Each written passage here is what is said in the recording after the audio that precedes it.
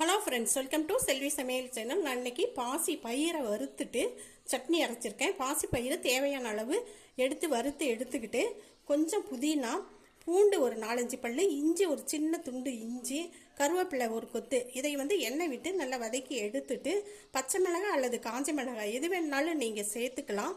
அதோட உப்பு, ஒரு சின்ன துண்டு புளி வச்சு அரைச்சிட்டு காஞ்ச மிளகாய் 2, ஒரு பச்சை மிளகாய் போட்டு தாளித்து எடுத்து வச்சுருக்கேன்.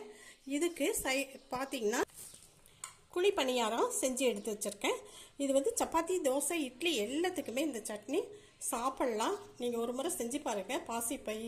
பாசி பயிரில் வறுத்துட்டு சட்னி செஞ்சு பாருங்கள். இது ரொம்பவே நல்ல டேஸ்ட்டாகவும் இருக்கும். இன்னொன்று சாதத்துக்கும் போட்டு பிசைஞ்சும் சாப்பிட்டுக்கலாம். பாருங்கள்.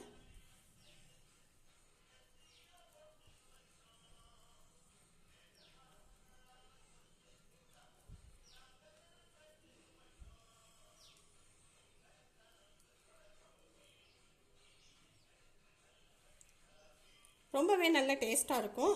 இந்த வீடியோ பிடிச்சிருந்துச்சுன்னா லைக் பண்ணுங்கள். இதுவரை சப்ஸ்கிரைப் பண்ணாதவங்க சப்ஸ்கிரைப் பண்ணுங்கள். பக்கத்துலேயே இருக்கிற பெல்லை டச் பண்ணுங்கள். அடுத்த வீடியோவில் பார்க்கலாம்.